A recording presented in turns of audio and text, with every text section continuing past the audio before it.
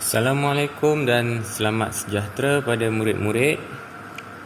Hari ini kita akan belajar berkenaan dengan buku pendidikan kesenian tahun 4 Sekolah Kebangsaan. Ini adalah merupakan buku teks KSSR Semakan 2017. Ini bertepatan dengan DPK, iaitu Dokumen Penjajaran Kurikulum yang terbaru dan telah dijajarkan mengikut silibus yang sama. Kenapa namanya pendidikan kesenian? Kerana dulu kita gabungkan antara pendidikan seni visual dan juga pendidikan muzik. Tetapi bermula pada 2020 telah dipecahkan kembali dua subjek ini kepada subjek yang berasingan, iaitu kembali kepada pendidikan seni visual dan juga pendidikan muzik. Jadi pendidikan kesihatan ni, pendidikan kesenian ini tak adalah. Yang ada cuma buku teks. Kita masih menggunakan buku teks yang sama sebab silibusnya masih sama dan juga masih lagi bertepatan dengan dokumen penjajaran kurikulum. Dalam buku teks ni juga ada modul, ada nota, ada juga kaedah penghasilan karya dan sedikit soal jawab untuk menguji minda. Baik, apa yang ada dalam silibus pada tahun ini? Jadi nak tahu, kita kena buka pada kandungan. Ini adalah kandungan lah. Mungkin tak berapa jelas.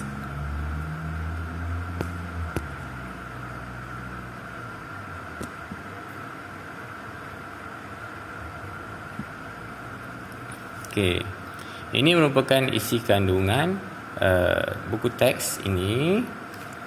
Kita akan belajar dalam 10 unit topik yang diberi tajuk tersendirilah.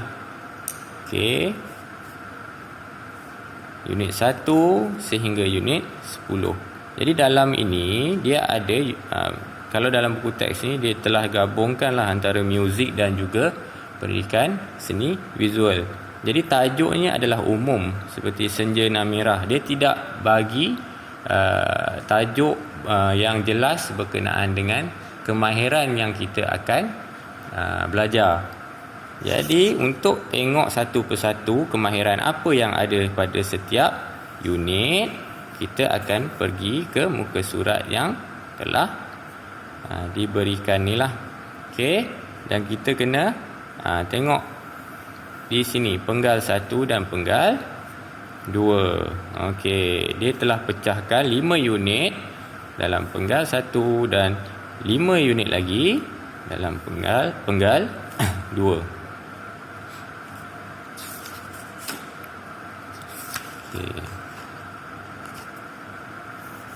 Kita tak tengok yang muzik lah sebab kita belajar pendidikan seni visual.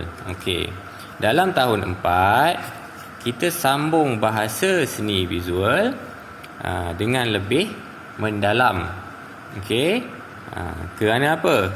Kalau murid-murid pernah melihat dan pernah buatlah pada tahun 2, tahun 1 pun ada tapi tidak ditekankan secara terlalu dalam. Tahun 2 ada, itu unsur garisan yang dulunya kita ada buat sayur-sayuran.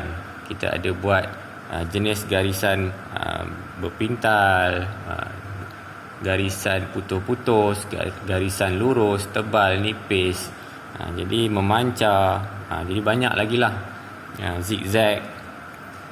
Kita masih lagi menyambung unsur-unsur seni, kerana unsur seni tersebut adalah sama, cuma bagaimana kita nak memahami dengan lebih dalam pada setiap aras pembelajaran. Okey. Jadi kita di tahun 4 ni dah masuk tahap 2 ni, dia punya tahap aras pembelajaran tu ditinggikan sikit lah. Okey. Kemudian rupa. Okey, apa yang dimaksudkan dengan rupa? Apa lagi rupa-rupa yang wujud dan aras yang lebih tinggi untuk mengenali ataupun mengecam rupa dalam karya, sehingga kita kenal dan kita boleh memanipulasikan. Okey, jalinan yang kita dah belajar dulu dalam teknik gurisan, teknik gosokan. Jadi kalau kita kena guna yang ada jalinan, barulah akan nampak kesan tu. Kalau teknik gurisan tu kita kena guna yang tajam. Kalau tumpul dia tak nampak lah kesan guris di antara oil pastel tu yang kita dah kita warnakan secara berlapis-lapis. Okey. Warna adalah yang paling asas. Macam mana kita nak kenal warna sekunda, warna tetia, warna asas ni kita tahulah. Macam warna bendera Malaysia, 3 warna utama bendera Malaysia kecuali putih. Yang ni kita akan belajar satu persatu. Okey, ruang, bentuk. Jadi bermaksud kat sini dalam setiap topik tadi, ada 10 topik dalam isi kandungan tadi. Murid-murid kena faham dan kena tahu bila nak guna ke 6 unsur seni. Okey. Ini 6 unsur seni. Okey, baik. Kemudian selain unsur seni, kita ada 7 prinsip rekaan. Okey. Adakah ini baru belajar pada tahun 4? Tidak. Benda ini, kedua-dua perkara ni memang ada sejak kamu berada di tadika maupun prasekolah dalam apa-apa karya. Walaupun kamu conteng di rumah, tetapi kita di sekolah kita belajar dengan lebih mendalam. Dulu buat tapi tak tahu, sekarang kita buat, kita kena tahu dan faham sekurang-kurangnya lah untuk mencapai tahap penguasaan yang agak baik. Okey. Yang pertama untuk prinsip rekaan adalah imbangan. Okey, apa yang dikatakan imbangan, apa semua, ada beberapa jenis imbangan. Kita akan belajar nanti. Irama dan pergerakan, penegasan, kontra, kesatuan, harmoni, kepelbagaian.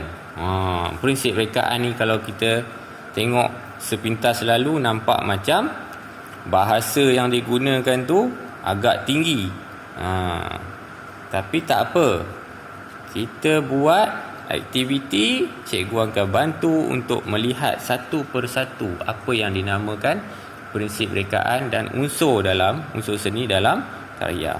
Baik. Untuk topik pertama tadi, kita akan belajar berkenaan dengan senja nan merah. Ini yang cikgu cakap tadi adalah tajuk yang umum. Tapi kemahiran apa yang kita nak tekankan? Penerokaan yang bagaimana? Alat dan bahan yang sesuai. Okey, kita pergi kepada pengenalan berkenaan dengan teknik yang akan wujud dalam senja nan merah. Okey, di tahun 4 teknik yang dia tekankan di sini nak kamu belajar adalah teknik catan. Tengok sini. Catan. Okey, berasal daripada perkataan cat. Cat apa? Cat air. Okey, bila disebut catan, dia berbeza dengan lukisan. Lukisan kita guna pensil, kita melakar, lukis, okey. Tapi untuk catan dia mesti menggunakan media basah. Media ni bahan lah. Media basah yang boleh mengalir. Okey, yang boleh didilute ataupun kita panggil dilarutkan. Seperti cat air. Okey, untuk kamu tahun 4 kita pakai cat air. Okey, kita tak pakai oil warna minyak. Okey, warna minyak, warna akrilik. Bukan tak boleh, tetapi kita kena ikut step by step, iaitu aras demi aras.